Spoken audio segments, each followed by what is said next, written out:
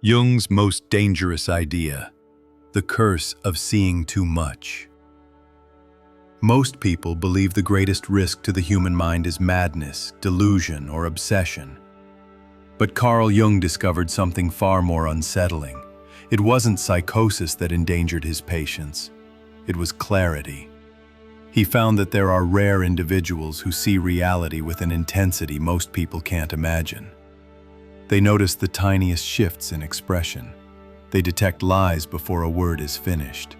They perceive the emotional atmosphere of a room with such precision that it feels less like a skill and more like a curse. And Jung realized, this ability doesn't make life easier. It makes life unbearable. Because those who see everything cannot simply unsee. And what they notice about others, their secrets, their contradictions, their hidden despair, inevitably isolates them from the very society they belong to. Today, we're going to explore what Jung called his most dangerous discovery: the psychology of people who see too much. Why this rare gift often destroys the ones who carry it.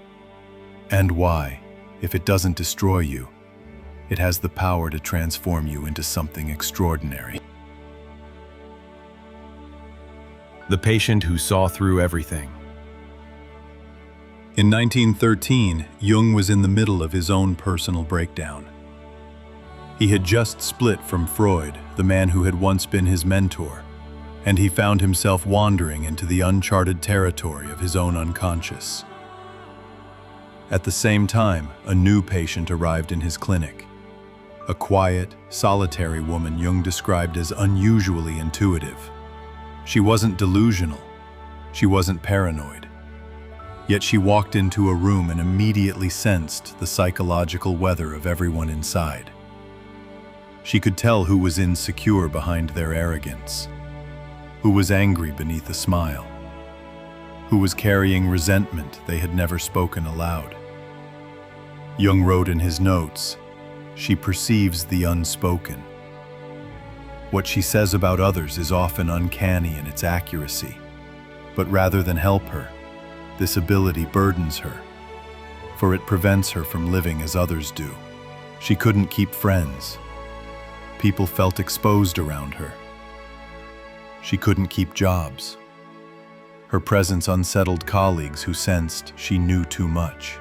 Jung recognized he was not treating an illness. He was witnessing the effects of perception so sharp it became socially dangerous. The gift that feels like a curse. Think about it. Human society is built on 1,000 unspoken agreements. We all pretend not to notice certain things about each other. We gloss over the lies in casual conversation. We ignore the cracks in someone's confident presentation. This patient violated all those agreements simply by existing. She didn't expose people deliberately. Her gaze did it for her. Jung concluded that she wasn't suffering from psychosis. She was suffering from too much consciousness. He wrote, "When the unconscious becomes too conscious, life itself becomes unlivable." And it wasn't just her. Jung started noticing the same pattern in a particular kind of personality, what he would later call the introverted intuitive. These people, maybe 1 in 100, don't just think differently. They perceive differently. Their attention goes beneath the surface, into what others repress and ignore. The 4 paths of extreme perception. Jung eventually identified 4 distinct ways this hyperperception showed up. Type 1, the empathic intuitive. These individuals don't just read emotions, they feel them in their own bodies. Someone else's grief becomes their grief. Someone else's anger burns in their own chest. They live in a state of emotional contagion, so porous they can barely separate their own feelings from those they've absorbed. Type 2, the pattern intuitive. Instead of feelings, these individuals perceive hidden structures. They sense how events are unfolding long before they happen. They can predict relationship breakdowns, business collapses, or personal crises, not through logic, but through unconscious pattern recognition. Type 3. The somatic intuitive. These people sense the body as a mirror of the soul. They notice illness before symptoms. They detect stress in someone's breathing, fatigue in the way they sit, despair in the tension of their jaw. Their sensitivity makes them natural healers, but also vulnerable to overwhelm. Type 4. The overwhelmed intuitive. The rarest type.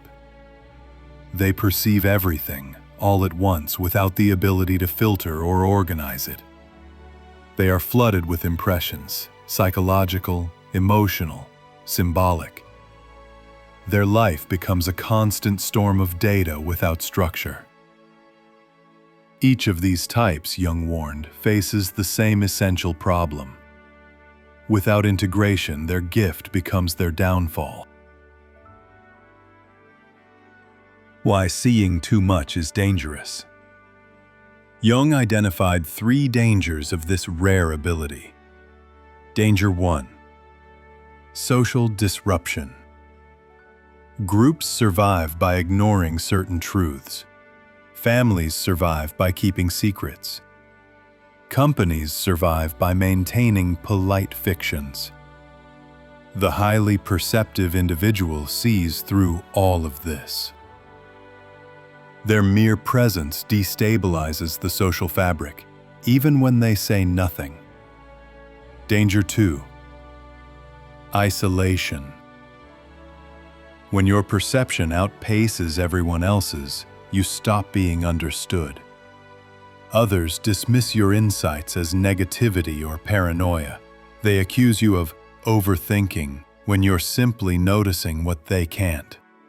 Jung called this the curse of superior function.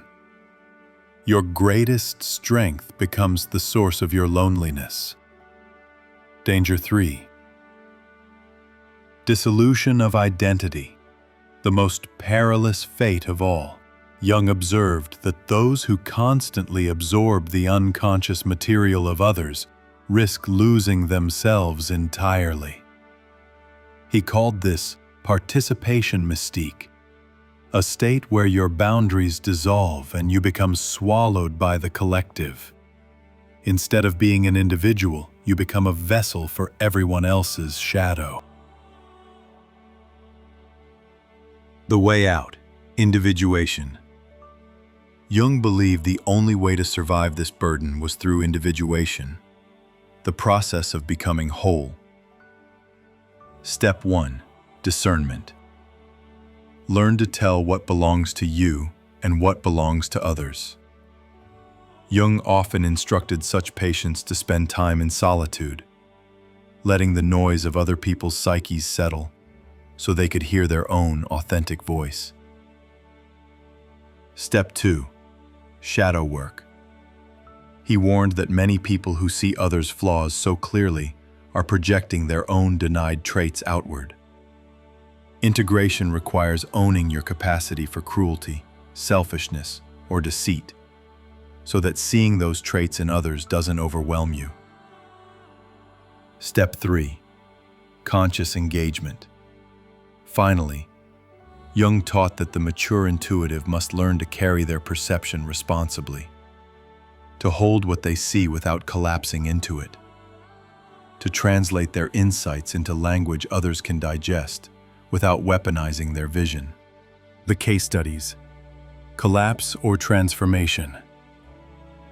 Jung illustrated this challenge through history. Nietzsche had extraordinary psychological perception. He saw through the illusions of religion, morality, and culture with devastating clarity. But he never integrated what he saw. His insights turned into weapons, and ultimately, his isolation and intensity consumed him. Meister Eckhart, the medieval mystic, provides the opposite example. He too saw into depths that others could not. But instead of wielding perception as a sword, he translated it into teachings of compassion and humility. His clarity nourished others rather than alienating them. And then, of course, there was Jung himself, During his 6-year confrontation with the unconscious, he nearly lost his mind. He described the experience as standing on the brink of psychosis. What saved him wasn't denying his visions, but finding ways to shape them into drawings, writings, symbols, until they became integrated parts of his philosophy. The modern echo. Today, psychology uses different language. We speak of highly sensitive persons, empathic perception, or gifted intuitives. But the underlying reality Jung discovered remains. Roughly 1 in 5 people has heightened sensitivity. Maybe 1 in 100 has the full intuitive perception Jung described. And they face the same dilemma. Either their gift isolates and destroys them, or they learn to integrate it into wisdom that benefits others. The few who understand. Jung insisted that no one can integrate this path alone. He wrote, "The privilege of a lifetime is to become who you are, but no one becomes themselves without the witness of another. For the highly perceptive individual, survival depends on finding the few who understand, others who can meet their clarity without defensiveness. Relationships built not on masks, but on authenticity." Closing chapter. Jung's dangerous discovery was this: perception itself can become toxic if it outpaces the soul's ability to hold it. To see too much without grounding is to invite collapse. But when integrated, that same gift can evolve into something extraordinary: the ability to help others see themselves more clearly without being destroyed by what is revealed. So the question Jung leaves us with is this: if you are one of the few who see too much, will you allow your perception to isolate you, or will you do the harder work of integrating it, transforming the burden into wisdom? Because in the end, the gift of extraordinary perception isn't about seeing others. It's about seeing yourself clearly enough to remain whole in a world that would rather you stay blind.